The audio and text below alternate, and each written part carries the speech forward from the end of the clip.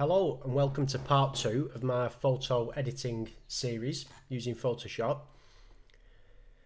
Got an image here that I took a couple of months ago at Talca Beach in North Wales, and I thought it's a gooder image as any for me to show you a few of my editing techniques. So I'm going to right click, open with Photoshop 2020. And it opens it up in camera raw. As always, lens correction, remove chromatic aberration, and enable profile corrections. So I do that. And then what I didn't show you yesterday is how to level an image up. So I tend to zoom in a bit like that. Up at the top, there's a tool here. It's called the straighten tool. And I just click it once and it gives me this sort of spirit level. I just line it up with the top of the horizon, left click and drag, and lag it, and then line it up with the top of the horizon here. Let go, and that's it. That's now level. You can see it's adjusted it a bit. So my actual original photograph was slightly off level, and this has just corrected it. So if I double click on the image now, that's it, it's been leveled, which is good. Now when I look at this photograph, the first thing is it's a little bit blue for me. Now it was late in the evening, so we had entered the blue hour, so things are supposed to be blue, but that doesn't mean my image has to look blue, you know, just because it was. My idea, well, my sort of philosophy is I want to create an image that looks great, and just because it's blue doesn't mean I've got to go with that. So I'm going to warm it up a bit. I've not done my curves yet, which I said I'd do first yesterday, but rules are there to be broken, so I'm going to slightly warm it up and have a play. And this is something I do a lot. Rather than just move in, I wiggle it. So I move the slider left, right, so I can go, oh, that's too much, that's too little. And I'm not looking at the slider, I'm looking at the screen until I get somewhere that I like. About there. And then I'll play with the tint in the same way. Usually you've got to be quite sort of cautious with the tints, because you can make pictures all kinds of funky colours. But I kind of like that now. And then I'll up the vibrance, because at the end of the day it is a colour photograph this. I'm not going to turn it black and white, and I want it to have that colour in it. And now I'll go to my curves adjustment. Definitely pull over, because I want it brighter like that. I like that kind of punch. Now where I'm moving the curve here is not having too much as much effect on the sky as it is on this tone of lighthouse here, and I want that to stay fairly bright. So I'm going to push that up, and then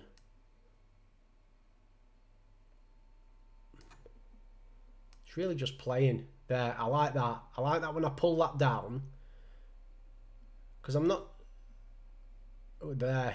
As I pull that down there, what's happening is I'm darkening this side of the lighthouse. So as this side goes dark and this side goes light, what that does is it adds a three-dimensionality to the form, and that's what I want. I don't want this to look flat. I want it to look three-dimensional and curved, which it is.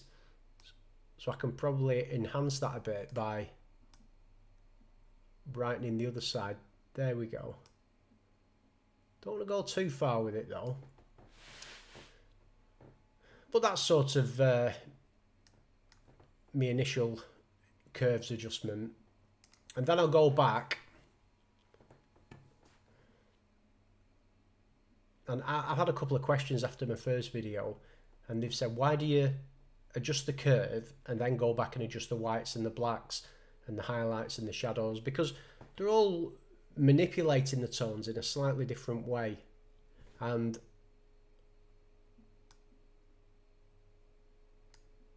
you know, You just sort of find a way that works for you, and this is the way that I like to work. Now dehaze. There might be people watching saying, what am I doing watching him? He's just messing about with sliders. I can do this myself. But with years and years of practice of doing it, after a while you're able to tweak and tweak and tweak an image and get it looking good. And that's where a lot of people perhaps struggle. There we go. Clarity, no, negative clarity, which as I said yesterday, I often do. And that's good enough now to open into Photoshop. So I've done a fair bit of work there to give me my basic image, which is level. I leveled it using the using that tool, the spirit level tool, and I've got my shot there, which is all right. It's an okay shot. I'll duplicate this layer, left click on it and drag it to the plus to duplicate it. I'll duplicate it again. And what I wanted to talk about in this video was cloning and using the healing brush. I like to leave my images as untouched as possible, but in reality there's definitely things that we have to do to clean up images. I know I've got a dust spot on my sensor. I've had it for about 12 months and it's just there. See it? It's just there, and it's on every single image, so I know where it is to look a third of the way across. And what I'll do is I'm going to start off using the clone stamp. Obviously the size is the size, you just get the size you want. This is the hardness, so that's soft with a very soft edge. This is hard, so it's a perfect circle, and I like something around there generally. And all you do is you left click, you click Alt on your keyboard and you get this little circle. I then left click my mouse and I'm now selected from here. So I'm copying these pixels from here to here. So as I move into position now, I left click with my mouse and it just copies those pixels with the little white crosses across to there. That was difficult to see, but this will be a lot easier. So just for an example, if I hold down the Alt key and then place my little black circle over this little stone and left click, I'm now selecting these pixels. So I've selected them.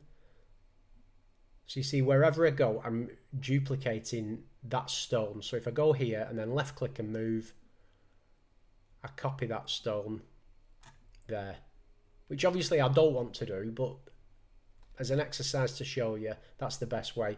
I'm going to go back in time to get rid of what I've just done, and I always have my history panel here.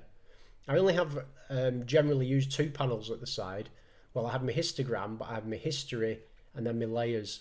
So if I just click back there, it just goes back in time and removes my last action. So obviously here, I don't want to duplicate that, I want to remove it. So I'm going to hold Alt down on my keyboard, left click with my mouse here, and I can then duplicate these white pixels over there, and that's done.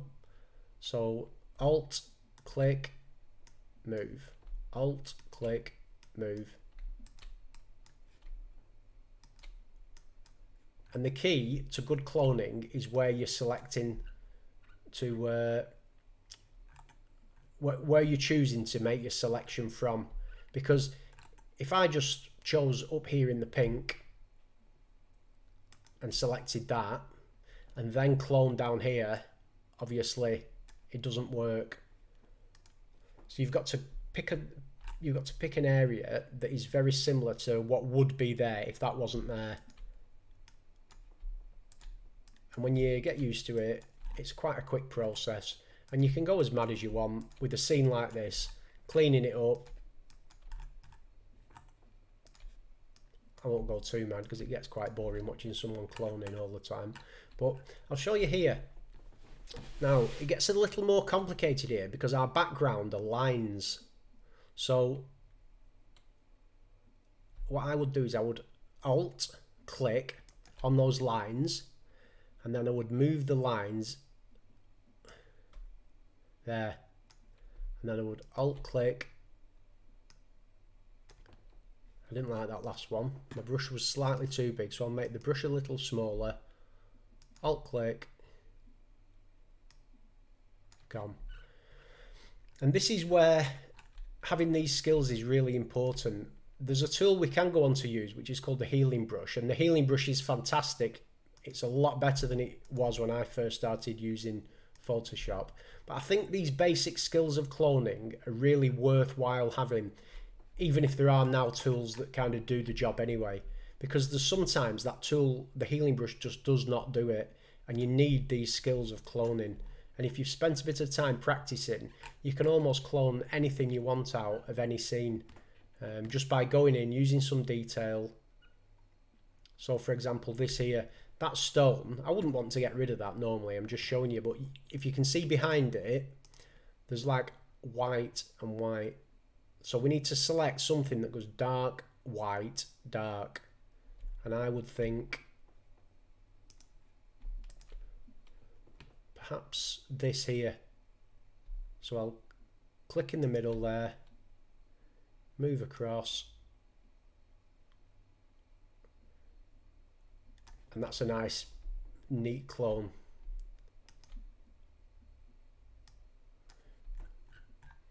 There. And you can, people would say there's no need to be so accurate with cloning, because at the end of the day, you're only putting it on Facebook, no one can see it, you're resizing it, who cares? But every picture that I edit it so that it can be printed in high resolution. You know, there's not a picture that I post, well, there might be the odd exception, but it's very, very rare that I post a picture on Facebook and I wouldn't be happy selling you the high-res image, high-res print of that image. And you just get better at this. The more you do it, it becomes just sort of something you get used to doing. And I would recommend anyone to have a go at doing that. And the only sort of cloning that I would do now is I would look at this scene and think, are there any stones that are really attracting my attention? And these two here definitely are. So this is one that I think does have to go. And I would just pick something, as I said, that's quite a tricky one, but I'm going to pick that dark bit there.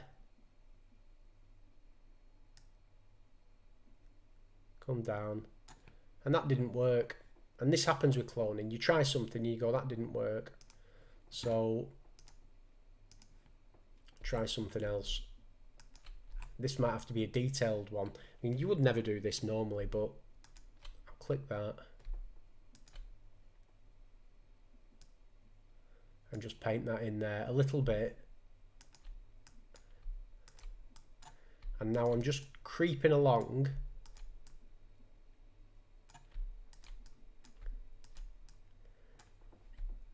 Working my way using the tones that are right next to the thing I'm getting rid of. And by doing it this way, you'll end up with a final picture which could be printed and nobody would ever spot that. But I know so many people who don't go to these kind of lengths, but then they wonder why the prints are not quite right, you know. And for me, even, see there's that funny line there. So I would reduce the opacity down to say 35%. So now it's only cloning across at a third visually, sort of a third of what it would be. So by using that now, I can just get rid of that line.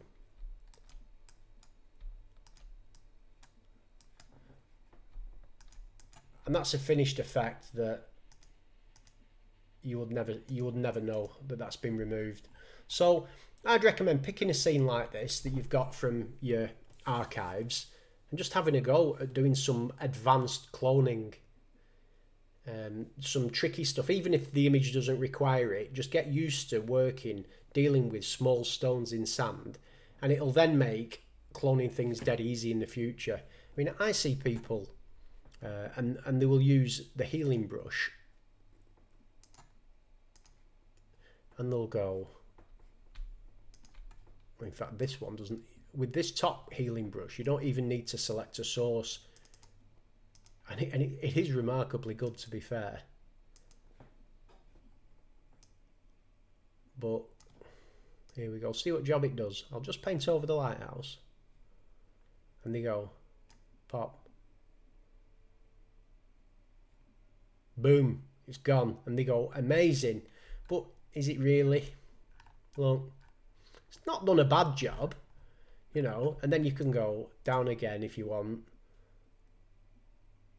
It's not doing it any better than that, but that was a big ask, and it is a very good tool, but the reality is it's never going to be the same as if you go in and actually have the skills. So straight away, if I was doing this now, I'd go in with clone stamp. With the clone stamp, I would reduce the opacity. Well, it's at 35%, so I would start then taking this area and pasting it through at 35%. And really what I'm doing here is I'm using, although I'm using Photoshop, I'm using the brushes like you would use a paintbrush. So I'm kind of painting the colour in. I'm selecting this purple and I'm pushing it through. And by using these techniques, you can really get rid of stuff in a way that will be good enough to be, in the end, to be printed and no one would know. Like that. But there's a light pink area there. Again, I'll take a bigger brush now and I will just kind of selecting different areas to clone from there, and it's gone. So there's a lot you can do with these new modern tools, but knowing how to use the clone stamp properly, trying different opacities, different size brushes on different backgrounds, there is lots and lots of scope for creativity and for cleaning up your shots. So I'm going to leave it at that. They can get long, these videos, and people can get bored with them. So I'm just going to leave this one mainly as an exercise in using the clone stamp. But have a try with your own images and get used to going through the camera raw that I went through, that sort of process. And then from there, try cloning, and I'll see you tomorrow. Thanks for joining me.